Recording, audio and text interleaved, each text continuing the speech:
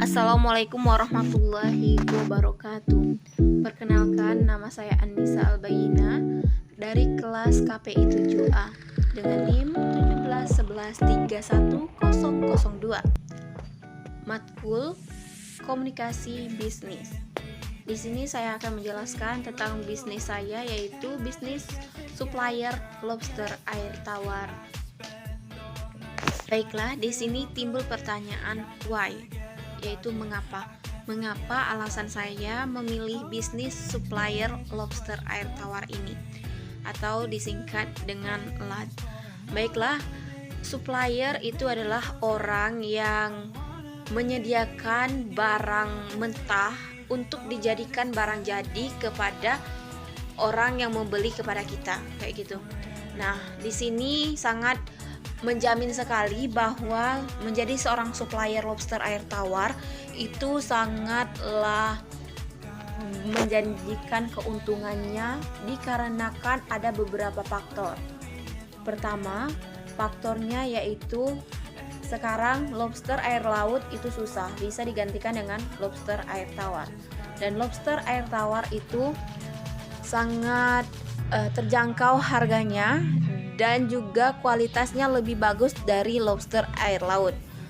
Dan otomatis juga lobster air tawar merupakan lobster yang bisa dikonsumsi oleh usia dari anak-anak sampai orang dewasa tanpa meragukan atau tanpa khawatir akibatnya alergi seperti alergi lobster air laut. Seperti itu. Oke, selanjutnya ada pelaku bisnis. Nah, siapa yang melakukan bisnis menjadi supplier dari lobster ini, air tawar ini? Itu saya sendiri dan ada beberapa rekan-rekan saya, ada reseller dan ada yang menjadi pengepulnya, itu menjadi pelaku bisnis dari supplier ini.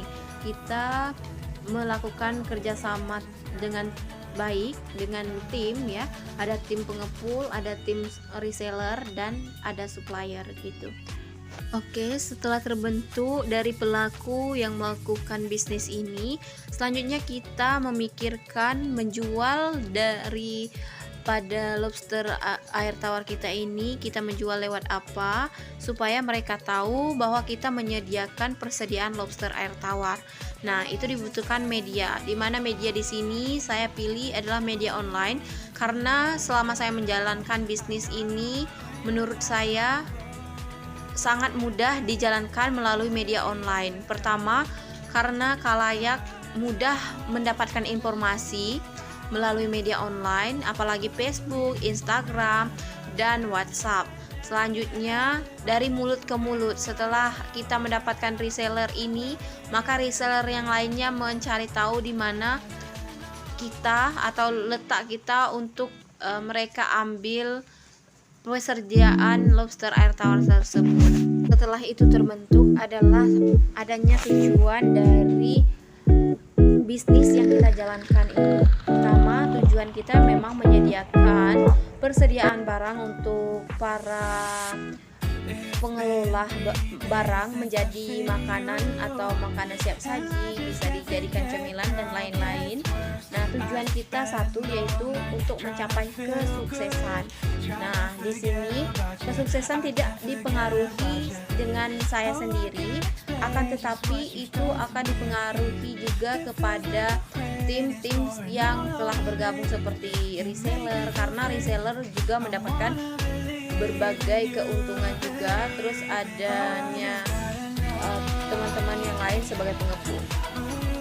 Nah, di sini target pemasaran banyak sekali ya, ada seperti restoran, hotel, bahkan pasar juga kita ambil, dan reseller juga itu bisa mengetahui apa yang kita pasarkan melalui media online atau kita bisa mulut ke mulut seperti itu.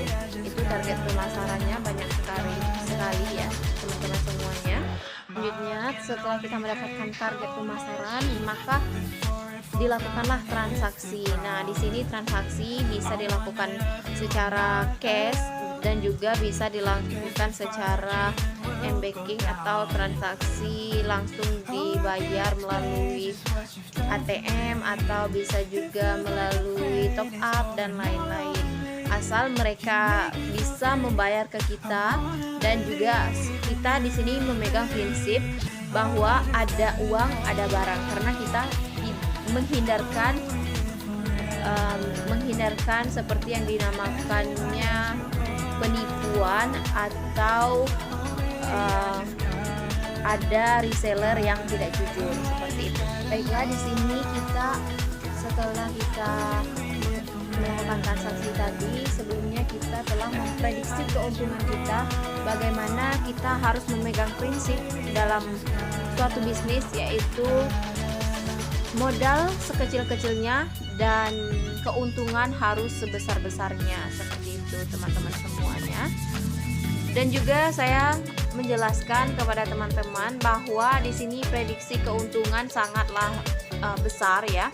Jika kita hanya menyediakan barang dan mereka para reseller otomatis mengambil barang ke kita, ataupun mereka yang ingin mengelolanya lagi mengambil dengan kita, dan kita di sini hanya menerima bersih. Sedangkan yang mengepul itu sudah kita berikan sendiri untuk mereka, dan mereka telah memotong keuntungan mereka tersendiri. Jadi kita hanya menghitung keuntungan kita sendiri.